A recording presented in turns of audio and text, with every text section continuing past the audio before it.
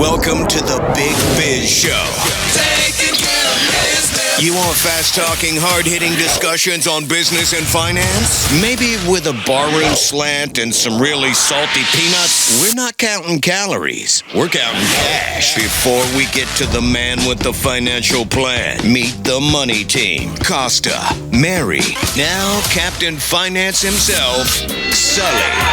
Wherever you are watching, wherever you are listening, we welcome you to the Big Biz Show, our first episode of the new year, live from the Loft 100 studios. And as we like to say around these here parts, Happy New Year! Howdy to ya! That was a train wreck. I totally nailed you. That's the Day Trader Trio, Costa, Mary Govan, and of course Sully. Happy New Year! Happy New Year! Happy New Year! You guys have a good holiday. Happy New Year. Yeah. Boy, it went from 1,000 miles an hour to 0 miles an hour so quickly. I think I tend to wrap my days around our company Christmas party and a Christmas party I have at the house. Yep. And that's even more exciting than Christmas, because Christmas I did nothing. I didn't see anybody. I didn't talk to anybody. You and I both. So we had a great show. The band went out to Norfolk, Virginia, and Philadelphia, and just played to packed houses. Huge crowds. Crazy. I don't understand how people in Virginia can be singing back "Oh California" to us when I've never even been to Virginia. But I tell you, if I was going to move somewhere, Virginia is gorgeous. Beautiful state. I mean, maybe not Norfolk. Norfolk looks like, every commercial. Yeah. If you live in a city where they have like a commercial zone where they have all the businesses, and Saturday mornings is empty, that's Norfolk on a Friday night, except for the one street. But I mean, Virginia as a whole, I remember flying into Virginia going, man, what a Northern Virginia is beautiful. Good stuff. Outside the Beltway. I hear what place is not so great this time of year is New York City, and here's Howie Font. Howie Font from New York City, Manhattan, of course. Howie, I talked to Howie. He said he had left his apartment like 3 weeks because of the cold. Howie, that had to be an exaggeration. Is it still freezing over there? You know what? Today it's 41 right now, and it's the warmest it's been in over a month. It's great. Is 41 balmy? Is that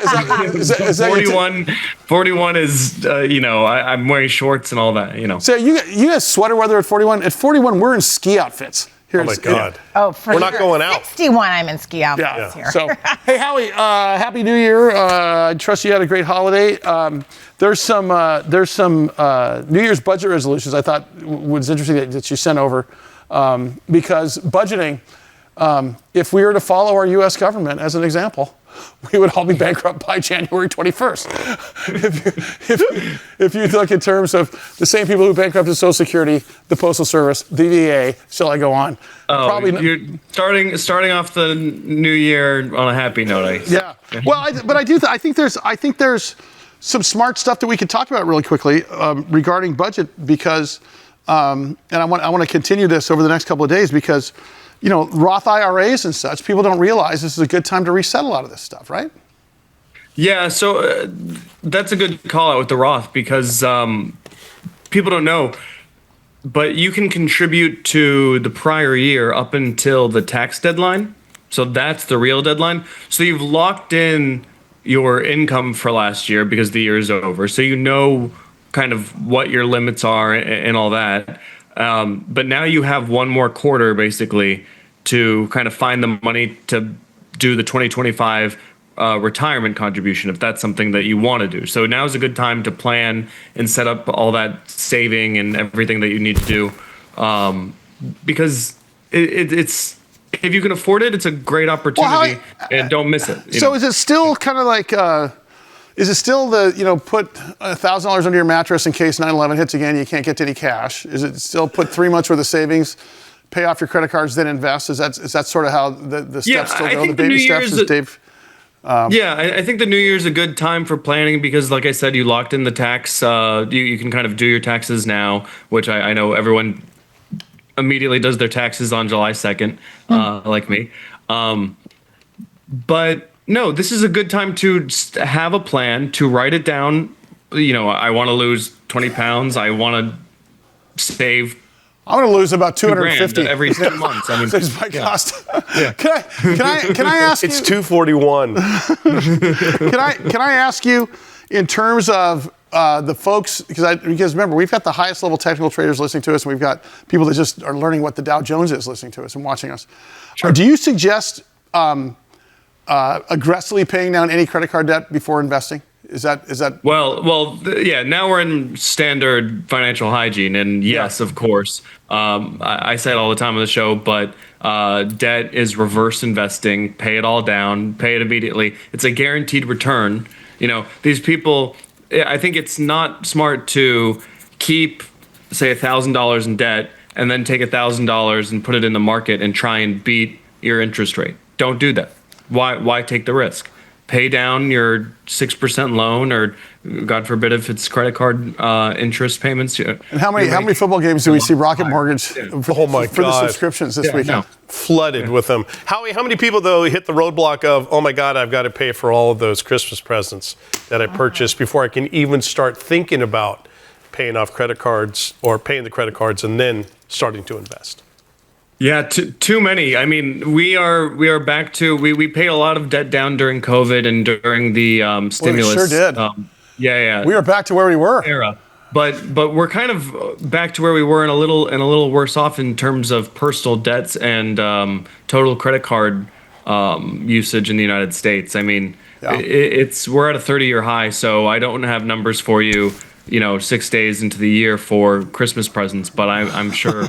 Many families are. Howie, 401k, every time I talk to a friend of mine who doesn't work for himself or herself and works for a company, they have no idea what's in their 401k. They just know that I finally got all my friends to maxing out the 401k because it's free money. Because if they're getting employer contributions, for 1 or 2% or whatever the number is.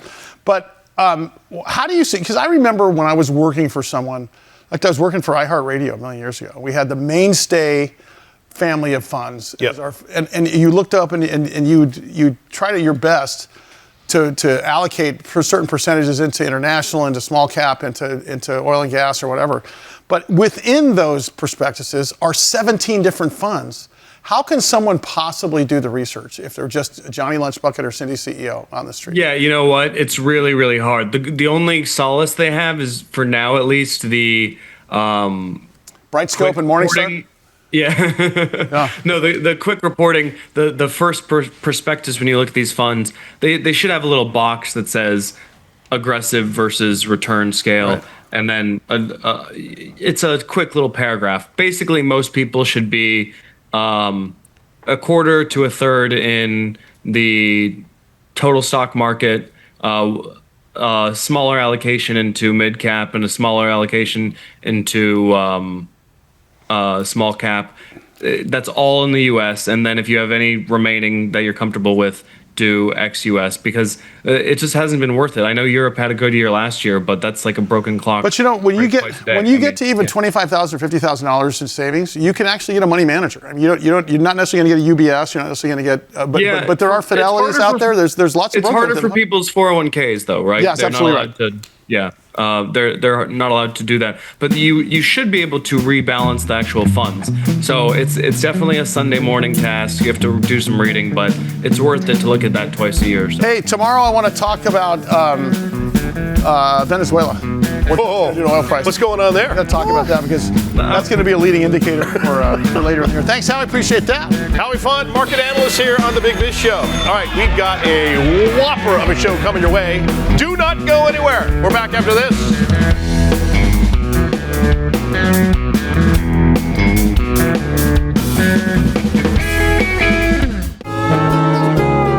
Loft 100 Studios, the Big Biz Show, and our affiliates and our hosts are not registered investment advisors or broker-dealers. Our show hosts make no commitment that the purchase of securities of companies profiled or otherwise mentioned in our programming are suitable or advisable for any person, or that an investment in such securities will be profitable in general. Given the nature of the company's profile and the lack of an active trading market for the securities, investing is highly speculative and carries a certain high degree of risk. We profile selected publicly traded and privately held companies on our program.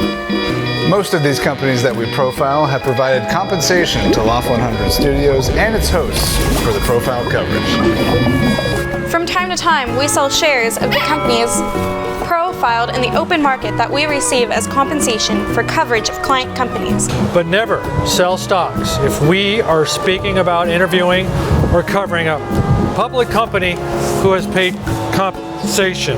Specific questions on compensation can be obtained by contacting producer at sullyandgroup.com. Listeners should verify all claims and do their own due diligence before investing in any securities mentioned on this program. Investing in securities is speculative and carries a high degree of risk. We encourage our investors to invest carefully and read the investor information available at the websites on the Securities and Exchange Commission at sec.gov and or the Financial Industry Regulatory Authority, FINRA, at www.finra.org. I like it.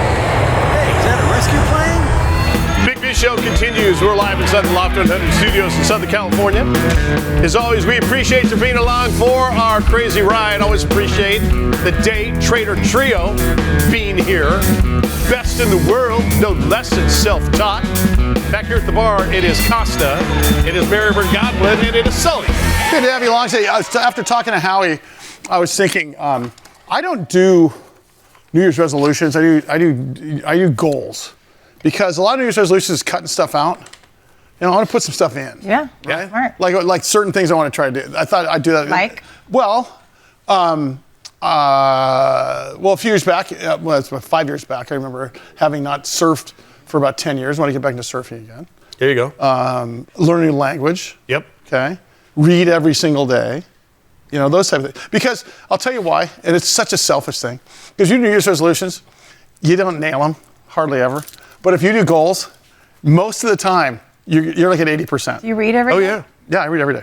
Yeah, so. I mean, besides the stock market? Yeah, so I can go back to 2020. That's awesome. And what I want, where the check marks are. And by the time, if you carry two of those goals over 2 years in a row, it's got to be the first thing you do the next year. Love it. It's called Feared Thing First. I should write a book about it. That's right. You should. Or I just talk about it on TV. Do we have Mike DePasquale back?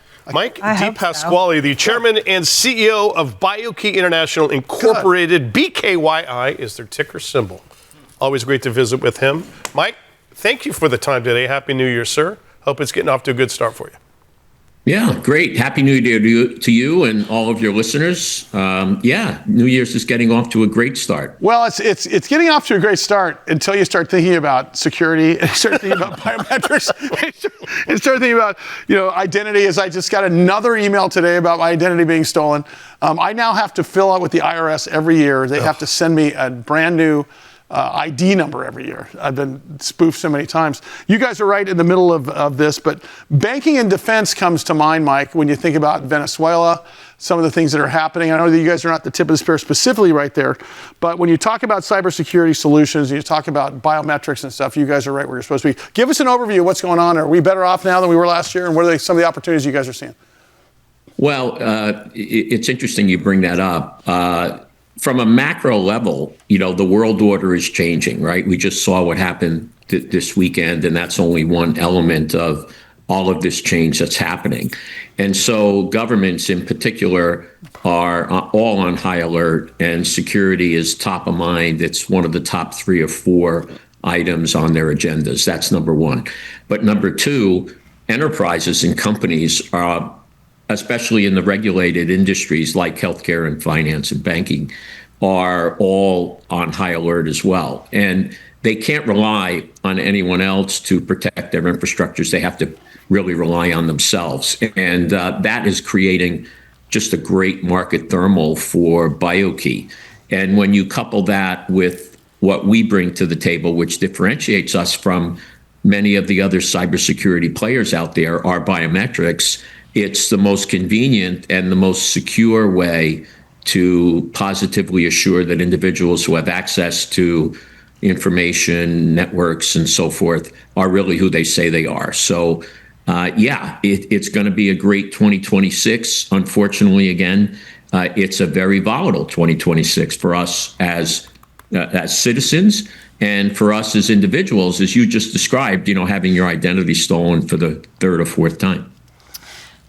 Oh, hey, Mike, I wanted to ask, because it seems like with AI technology going as fast as it is, you guys can act quickly, but then bad actors are also acting quickly and able to with deep fakes and whatnot. But I'm thinking about, biometrics. That is my only thumbprint, or my eyes, I think, is another one. But I'm thinking about movies where they cut the guy's finger off to open the phone. But, besides doing that, how can bad actors hack biometrics?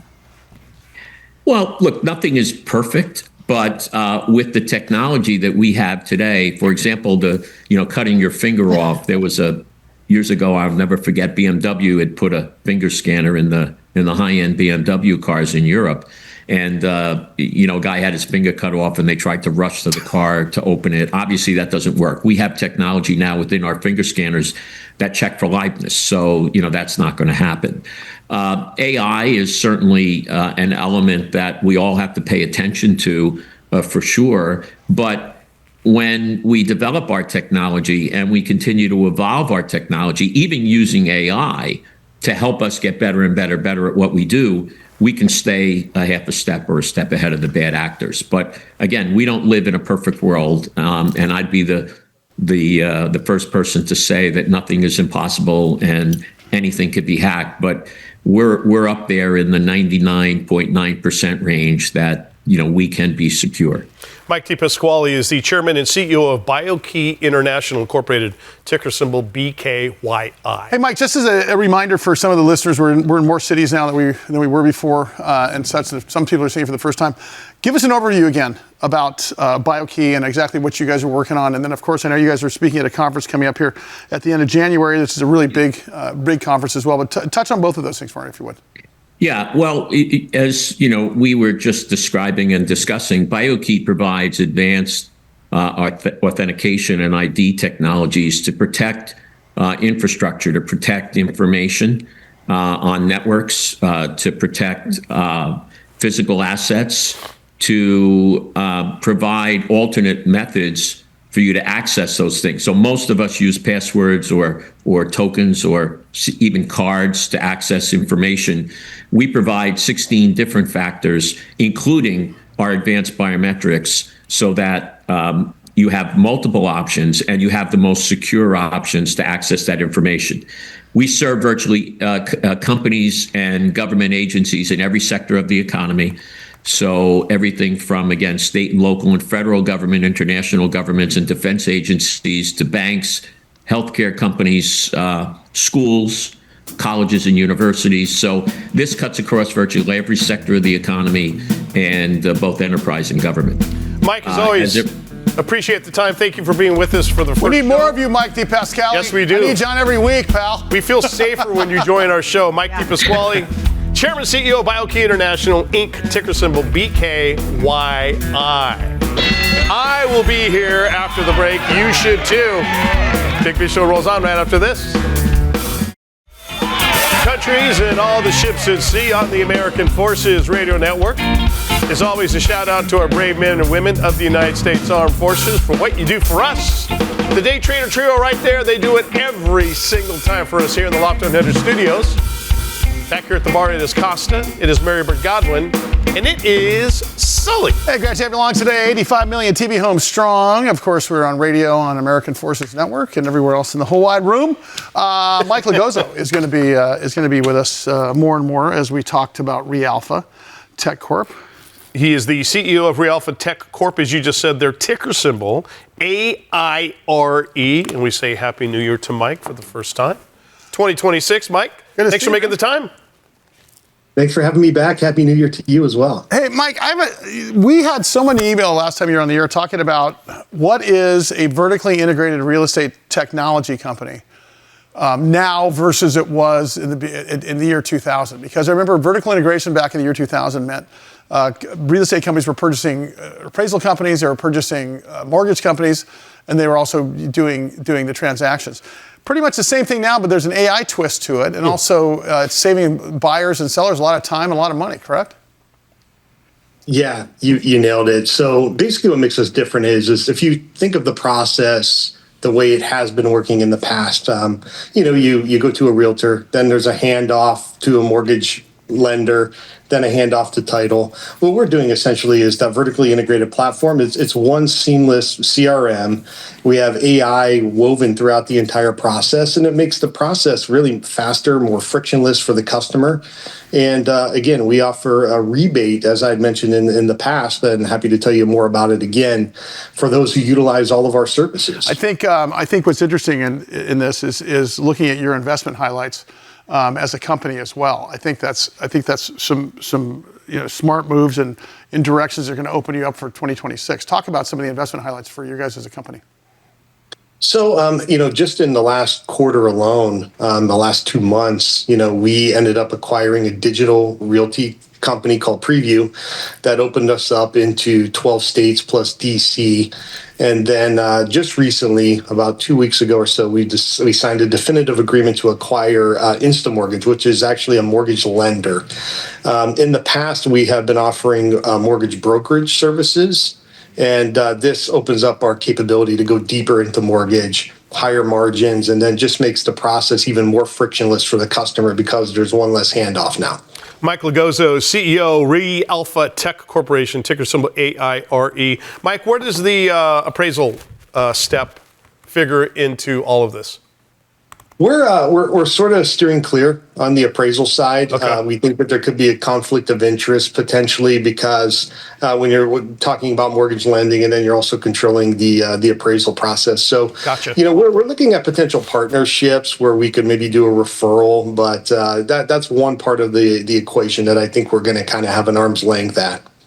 Hey, Mike, I was just on my phone looking at your website a little bit. I saw a great place in Biscayne Bay, but out of my price range. But I was just wondering, what's that process like for someone that's just starting out? You're in certain locations, destinations. Somebody wants to buy, I think it said second or fifth home. You can put parameters in for how much you want to spend or what you're looking for. Get served up options like you would, if I'm searching for a certain dress or something. And how specific can you get? And then AI is in there, and also is there an agent person that helps along the way? Sure. So the individual who comes in, they will get paired up with a human agent to help them along the way. We utilize AI to assist them with kind of maybe narrowing down, the properties that they want to see, maybe go on a tour, answer questions that they may have. And, the nice thing about AI is you could ask them questions at any time during the day. It doesn't sleep or anything like that. So, we have that capability. I would say that when customers come in, they could come in through multiple ways. Some customers are coming in and they want to know, first of all, how much could they afford? So, we do the mortgage, we could do the pre-approval. Then once they have the pre-approval, we could hook them up with the realty component of our business so they can then go shopping for homes that are in that price range.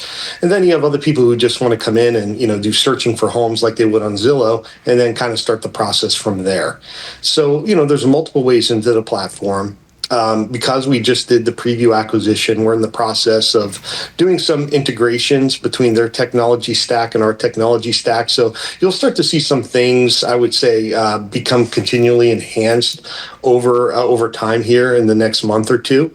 And we'll be ready for primetime season when that starts here. The home buying season typically in the U.S., at least where I live, starts to get pretty hot in the end of February, March timeframe. Hey, Mike, as far as inventory, how are we looking in the United States? And in one area where it's like, hey, don't even look because there's nothing there, as opposed to, hey, look over here because there's a ton we see coming up in 26. Honestly, inventory I think is starting to catch up. It's there was a shortage, but I think that because a lot of people are sitting right now on their homes, as soon as interest rates start to drop maybe a little bit more, people will start to be, I think, open to selling. What I'm hearing is a lot of people are sitting on 3% mortgage interest rates. And they want to sell their home, but they don't want to sell their home and then buy a new home at 6%. Sure. So once we start to see mortgage interest rates drop a little bit more, I think people will be more inclined to want to sell, and that'll open up the inventory even further for buyers to have more to select. Mike, when we think about the Fed cutting interest rates, everybody automatically thinks mortgage rates, but in reality, when the Fed cuts interest rates, they're correcting it from the the short bond versus the long bond and the Fed discount window. So basically, you're getting your interest rates cuts on your credit cards and potentially your car payments, also your savings accounts, but it doesn't hit mortgages for a while. Eventually, there's always an open air indicator every time the Fed cuts interest rates, that interest rates are going to go down mortgage-wise. We were in talk radio about 5 years ago. Mike and I were, along with this show. We were doing afternoon drive shows here in our local city. And I remember we did endorsements for one mortgage company who had us say, if your mortgage is not in the twos, it's time to refinance. And then, of course, COVID hit, and then we went back to 1978, 1983. What is in reality? Because I'm fond of saying that we shut off this economy like a light switch and we're turning it back on like a sunrise. What is the likelihood that we ever see mortgages in the 2.993% in the next 5 years? Or should we be happy in the 4s and 5s? I think we should be happy in the 4s and 5s. Yeah. That's my take. I don't think it's going to get down, at least not in the next 5 years, to the 2s or 3s. But again, I'm not the expert economist here as well. I'm just trying to look at cycles and see when was the last time it was like that before 2020. And, I think that people, once we get into I would say mid, low 5s, people will start to move. I really do. That was my next question. Hey, Mike, I can't wait to see you next time when you come in. And I want to talk about the definitive agreement that you signed in more detail next week when we can see you again. Appreciate what you got going on there. Mike Logozzo, CEO, reAlpha Tech Corporation. Ticker symbol is AIRE. Look for lots more with him here on The Big Biz Show. Speaking of The Big Biz Show, do not go anywhere. Lots coming your way next. Keep it here. To Loft 100 Studios, San Diego's Emmy award-winning production studio, creative hub, and unique private or corporate event space. Host your next corporate or special event in our spacious main room. Utilize a green screen or our 3 million LED lights video wall to create the newest upcoming sales video, or record that podcast or YouTube show that you've been wanting to make happen. Take your creative endeavor to the next level at Loft 100 Studios. Scan the QR code or go to loft100studios.com to book a tour. Big Biz Show continues wherever you're watching, wherever you're listening. We always appreciate you being along with us here on the program. Hope your 2026 is getting off to a great start. Ours is, because the Day Trader Trio is with us always. Back here at the bar, it is Costa, it is Mary Godwin, of course it is Sully. Well, ours is also because we got Lavell Malloy II, of course, CEO and co-founder of Bragg House, stock symbol TBH, in the house with us, who has completely revolutionized what I think about punctrepreneurs. He's one of the smartest guys I know. I call my daughters punctrepreneurs also because they're 30 years younger than I am and they're 40 years smarter than I am. Lavell, good to have you, man. Great to see you. And I want to talk about, real quickly, for the folks that didn't catch you last year, real quick, because the big names like Amazon and Walmart spending fortunes trying to figure out Gen Z, and you guys are saying that they're going about it all wrong. You solved the problem. Talk about that from the very beginning, which was the first interview question we had with you when you first came on the air with us a few weeks back. Well, thanks, guys, for having me back. Happy New Year, everyone. So what we did is, we didn't just build a gaming platform. We built kind of an adoption engine. So we proved that the gaming mechanics, competition, rewards, all that stuff, we could really use that kind of stuff. And then we leverage what we think was the most important mechanics, community. And we think that's an asset class that most people is very underused. And we think it's probably one of the best asset classes on the balance sheet. So we used that community, we built that first, and that was able to drive engagement really at a fraction of cost than all of the traditional ads put together. Lavell, you guys talked about, from the very beginning, the thought about culture to capital. Talk about that model and what you guys are doing in 2026. I know that's leading the charge for you guys as a business. Yeah, I think it's really important, and I'm glad you brought that up because, we think culture is really just the most valuable thing. So, we really started with that. Again, we focused on a platform that, revolved around college sports, revolved around gaming, revolved around social interaction. And we used that culture to really build first and then have that kind of, have that first. Once you had that, everything else kind of fell into place. So right now, obviously, people understand the merger we're doing. We aren't even pivoting from that methodology. We're taking that same mechanics. We're taking one of the largest communities, but then we're applying financial rails to a global community. So really, it's the same methodology of really taking this community, this already built-in community, and really putting these rails around them. And Lavell, this is kind of a Q1 strategy for you guys for 2026. Is this kind of just reinforcing, and then going into Q2? I know Mike's got a couple of notes here as well. Lavell, as far as Q2 is concerned, and you're going to blink and boom, it's going to be here. The economics of community and the investor value creation. Talk on that point.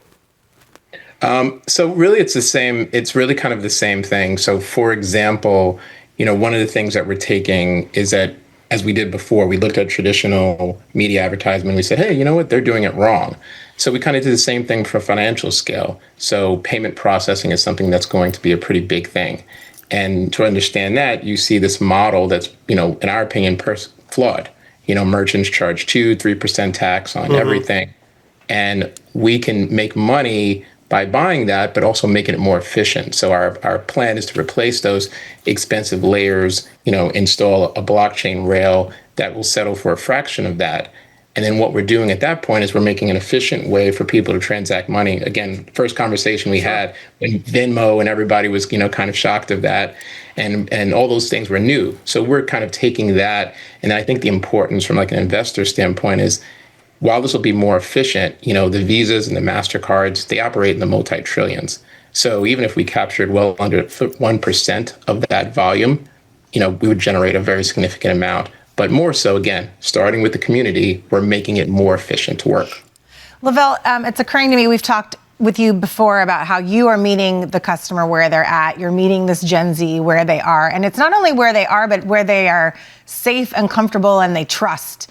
And they don't even know, like if I go to Amazon, I'm searching for something, but they don't even know the things they want until they see the people in the community. They're like, yeah, I need that. Or, because they're trusting their community. I mean, that's got to be part of the strategy here, right? It's the most valuable part. I love your questions because they really focus on really what we're trying to do. Like, people, businesses, I don't think they give enough value. And again, that's why I started with that. And I said, hey, I think I wrote a LinkedIn something before that said the most undervalued asset class is that community. And just like you said, we start with the trust. We start with what they do every day. We put all those pieces together. And because we were able to do that successfully, we have more engagement than any other brand for Gen Z. We have more interaction than any other brand for Gen Z. And obviously, you take those things. If you give your community what they want first, those easily translate into revenue models that you can build off of. We've talked about the ADD of big retail in the past a little bit. And these are, by the way, I wish I could coin these things because they're so good. And I'll be stealing them from Lavell for the next 15 years, as long as I'm still on television. But there's this sort of rent-to-own crisis that you've talked about in the past, whereby you guys are a media tech firm that's sort of engineered a way to own attention rather than rent attention. Talk about that, because I think that's really important for the smallest businesses and the biggest businesses alike. Yeah, I think that's a great point. So what I meant by that is that, people are content with, renting out, paying large sums of money to say, okay, this is what we're going to get, and this is the ROI we want. We're going to spend that. And what we kind of say is, all right, we don't really have to do that. We give them a home, we give everything to the users that are there. So if you just eliminate that cost of having to rent and, say, hey, can you give you this for you to do that? If they're already happy there, you've eliminated marketing, a lot of the costs that are inherent. And one of the reasons why we had such a large footprint is because that's what we did when we first started. We didn't have a large marketing team. We were a startup company, but we really gave them ownership and said, hey, this is yours. And soon we were ahead of everyone else because with no marketing, nothing, completely organic. Well, and that's just one of your competitive advantages. I mean, you're a company that's got so many competitive advantages. And I think the other piece of this, too, that we have to talk about is that your competitive advantage with the House of Doge and so on and so forth, this brings you into the large financial model and the large financial networks, which is, I know, what you guys are gunning for towards the middle to the end of the year, correct? That's correct. Yeah, and I think what we saw there too, it's like, people really have to understand, it's like what we looked at, again, it's the same thing. We looked at efficiency, we looked at flaws in the market, and we looked at giving not just our Gen Z community, but pretty much any consumer a more efficient way to conduct financial transactions. And if you kind of start with that and you say, okay, that makes sense, then, everything else kind of adds up. We put together a very strong business plan, but that was the essential goal for doing it. Yeah. And doing that, again, the financial rails we put in there are really about efficiency. The ownership of dealing with, having people having ownership and fixed ownership and like sports teams that they wouldn't have anywhere else. Same thing with our community. Our community for Gen Z, we're able to have experiences that were only limited to like professional gamers and people like that. And we said, no, let's give that to everyone. Let's give them their own platform. So now we're taking that same thing and saying, okay, hey, you know what? You can have access to sports teams, to engagement, to that type of stuff. You can also be able to conduct transactions that are much more efficient and that are just smarter. And you give them their own entire ecosystem there. You really create that. You create your own ecosystem by doing that. Howie Font and Lavell for Oh my God. Are these two guys in the same ticket? Forget it. Are you kidding me? I'm throwing a super PAC for these guys. Lavell Malloy, CEO, co-founder, Bragg House, ticker symbol TBH. We need more and more of you on this show. Lavell, thank you so much for your time. All right, do not go anywhere. There's a lot more great stuff coming your way, we promise. Big Biz Show rolls on right after this.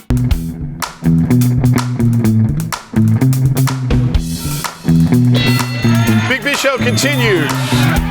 We come to you from Southern California inside the Loft 100 studios. That right there is Day Trader Trio. They are always with us in the Loft 100 studios back here at the bar. It is Costa. It is the beautiful Marybird Godwin. And it is Sully. As we roll on. Okay, Debbie Long.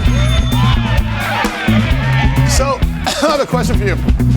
Now that you have had Dan Negroni give us a little bit of a lesson on Perplexity versus ChatGPT versus Google, are you still going to the University of Google for most of your knowledge? I'll be honest with you, no. ChatGPT. Really? Or Grok. What's Grok? Grok is on X. That's Elon's AI. Oh, it is? G-R-O-K, yeah. But I swear to God, Google is starting to get pushed to the wayside. Are you still? For basic things, I use Google if it's just information that I need. But then if I need to dial in a little bit deeper and I need help with something, I'll go to ChatGPT. Yeah. Troy Hazard. My daughter uses ChatGPT for everything. Yeah, mine does too. Yeah. My good friend Troy Hazard, who wrote The Naked Entrepreneur and Future Proofing Your Business, tells us that there are really three types of leaders. There's graduate management, there's University of Google management, and then there's the shiny bums. Or the gut feel. What's up, buddy? Happy New Year. Good to see you. Oh my God. You too, mate. You too. What's so to explain the difference? You've been in business for close to 40 years. You've seen some good business people. You've seen some guys that are lucky. And I've heard you talk about street fighters and those that ended up stepping in and smearing on the carpet because they got money, which we call the shiny bum crowd. But talk about it's different. It's a little bit different today than it used to be, right? Yeah, so it was funny over the holidays. I was sitting around with friends listening to different conversations at lunches or barbecues or whatever. And I was starting to try and just put people in different pigeonholes as to the way they were running their businesses and even their lives for that matter. And it struck me that there are the guys who have learned things at school and they take that application into the real world and hope that it sticks. Then there are the guys and the girls that I call them a bit lazy, where they don't know the answer to a question, so they'll go straight to a Google search or a ChatGPT or something, and I have the answer. And no, you don't have the answer. You've got someone else's answer that you're going to apply to your problem. And then the third group are guys like me. We're just street fighters. We work on gut instinct. We work on intuition with a healthy level of skepticism. And that's how I've managed myself for the last 40 years. But it was interesting not noticing the different conversations and how they came to a conclusion on different subjects with different methods. Well, it's because that business graduate leader, and I've seen this happen a lot, they do know everything and they're good. You're a good pest to have around until the fit hits the fan, so to speak. Yeah. Until they don't, right? I mean, and that's when your style and my style, I think, tend to lead because we end up educating ourselves and we end up surrounding ourselves with people because we've seen and expected the worst. I think that's right. One of the big downfalls with the business graduate leader, correct? It is, and the stuff that we learnt was never in a textbook in the first place. Right. So we had a period about 25 years ago where I actually said to our operations manager, stop hiring graduates. I haven't got the time to reprogram them. I haven't got the time to sit down with them and say, whatever you learnt in that book doesn't work out here. And the smart ones would understand that, but some of them wouldn't. And I even went to the extent where I wouldn't read resumes anymore. And I said, I don't need to read your resume, because you don't say in your resume, I'm really good at this, but I suck at this. Yeah. You come in the front door with this great knowledge, but you're not looking to apply it laterally to the position that we're in the business. I think Troy said to me one time, he goes, I can't teach stupid, but I can teach you. That was about a decade ago. Talk about the gut feel leader. I want to spend our time with that, because that's you. That's the street fighter from the past. That's the guy who has plenty of experience and plenty of education. But we educated ourselves. We trusted ourselves. We surrounded ourselves with good people. Correct? Yeah, and I don't know that it's the right road. It's a very long road, has been for me. We were poor for a very, very, very long time as we tried to work out how to make things happen around us. And my wife Dominique's got a fabulous saying that she says, we get what we need when we need it. And she's right, and I hate it because she's right. Because we always have to try and figure it out, and then hopefully we have the right answer because we've got it wrong enough times to get it right. But that leads to skepticism. And I think one of your sayings is you can't be a great gut leader without a fair amount of skepticism. You got to trust. You were one of the best operators of trust but verify I think I've ever seen in a manager. Well, you can't believe in anything you see or hear anymore. I mean, the media doesn't help on lots of occasions. The conversation, even in the street, gets amplified to different agendas, to different positions.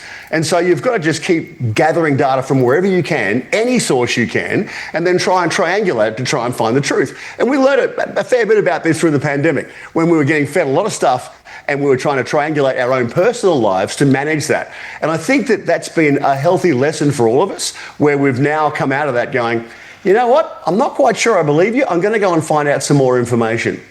Troy, in the baseball vernacular, a lot of these young managers now, it's like, well, what do the stats say? What do the analytics say? Right. That's how I'm going to make my moves on the baseball field. Where a lot of the older guys who are a lot more successful, they're gut managers. Do people trust their guts enough? Or is it to the point where you just don't know what is real, what is fake, and you can't rely on your gut? Well, and the healthy place to live is in the middle, where you've got the data, and we have a triangulation of 3 different budgets every year. We find a way to work our way into the middle, where we know that we can pivot up or pivot down. I hate that word, but we can shift the focus of the business to suit a different direction quickly, because we've got the data and we've analysed the data and we've triangulated it. But the shift is not typically data-driven. The shift is intuition, where if you decide to change direction a little bit, that's not the data making the decision. It's helping you clarify your gut and qualify that your intuition or your instinct is actually correct. Troy, you were just saying shift, pivot, and my word that was coming to me is adaptability. It's just being able to read the room. Because people that just focus, they get their degree and this is the way it's supposed to go, or Google and ChatGPT are telling me this, but really you got to go with the room and what's happening. It's like I can be an event planner, set my plan, show up on the day, and then throw the thing out the window because it's going to rain, someone's going to be late, and all the things are going to be happening, right? And you have to adjust, right? Is that what the adaptability factor? Absolutely, and that can happen quite quickly. I think where business leaders fail is that they think that happens in a slow movement. They look at the lag indicators and then make decisions on that 3 months down the road when they should have been making those decisions way back, a quarter ago. And I think what we've learned over the years is that we have to fail fast, but we also have to pick ourselves up equally as quickly to get to the next round of decisions that we have to change. I mean, we're working on a project here in Australia at the moment. I'm on version 18, I think it is, of the business plan, and that's only been in the last few months. Yep. And I think that is a representative of how the world is working right now. It's quick. Entrepreneur, author, The Naked Entrepreneur, keynote speaker extraordinary. Thanks, Troy. Our good boy. Good to see you, buddy. Our good friend, Troy Hasby. All right, thank you so much for being along for the ride here on The Big Biz Show. That is it for today. See you next time.